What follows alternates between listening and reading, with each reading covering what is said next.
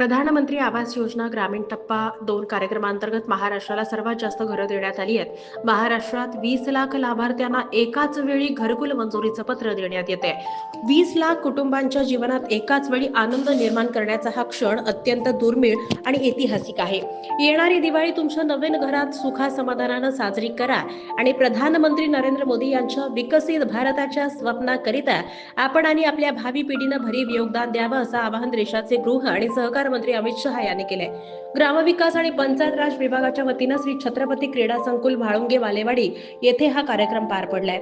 यावेळी राज्याचे मुख्यमंत्री देवेंद्र फडणवीस, उपमुख्यमंत्री एकनाथ शिंदे, उपमुख्यमंत्री तथा जिल्ह्याचे पालकमंत्री अजित पवार, केंद्रीय सहकार राज्यमंत्री मुरलीधर मोहोळ, उच्च आणि तंत्र शिक्षण मंत्री चंद्रकांत दादा पाटील, ग्रामविकास मंत्री जयकुमार गोरे, राज्यमंत्री योगेश कदम, माधुरी मिसाळ, विधान परिषदेचे सभापती प्राध्यापक राम शिंदे, खासदार मेधा कुलकर्णी, आमदार उमा खापरे, अमित गोरखे, विजय शिवतारे, भीमराव तापकीर, बापूसाहेब पठारे, शंकर बांडेकर, शंकर जगताप, राज्याच्या मुख्य सचिव सुजाता सौनिक, ग्रामविकास आणि पंचायत राज विभागाचे प्रधान सचिव एकनाथ डवले, विभागीय आयुक्त डॉक्टर चंद्रकांत पुलकुंडवार उपस्थित होते.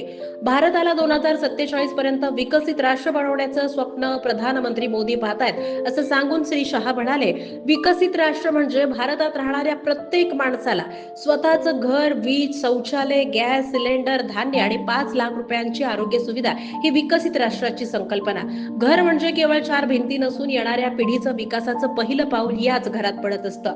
प्रधानमंत्री नरेंद्र मोदी यांनी गरिबांना घरं देण्यासोबतच शौचालय देऊन सन्मानानं स्वाभिमानाची सुरक्षा दिली आहे. यासाठी देशात सर्वांसाठी घरं या धोरणाच्या माध्यमातून महिला, दीनदुर्बल, दलित, आदिवासी या सर्व घटकांना घरकुलं देण्याचा कार्यक्रम हाती घेण्यात आलाय.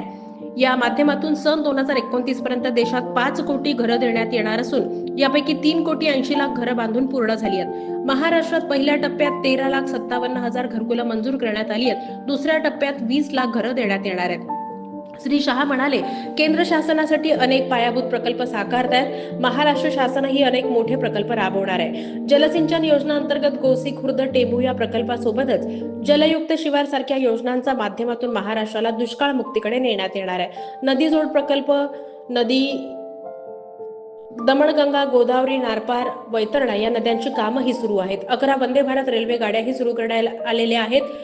या योजनेअंतर्गत 138 रेल्वे स्टेशनचं पुनर्निर्माण झालेलं आहे. मुंबई, पुणे, नागपूर मध्ये रेल्वे मेट्रोची सुद्धा कामं गतीनं सुरू आहेत. शिर्डी, सिंधुदुर्ग मध्ये नवीन विमानतळ होते. 76,000 कोटी रुपये खर्चून जगातलं सर्वात मोठं कंटेनर पोर्ट आणि भारतातील सगळ्यात मोठं बंदर महाराष्ट्रातील वाढवण येथे निर्माण होतंय. एकंदरीतच या योजनेच्या माध्यमातून अनेक प्रकल्प हाती घेण्यात येणार आहेत. श्री फडणवीस म्हणाले, प्रधानमंत्री ग्रामीण आवास योजनेअंतर्गत 1,20,000 रुपये, नरेगावमधून 28,000, शौचालय बांधकामासाठी 12,000 रुपये असे एकूण 1,60,000 रुपयांचं अनुदान देण्यात येतं. यात 50,000 रुपयांची वाढ करण्याचा निर्णय सुद्धा घेण्यात आलाय.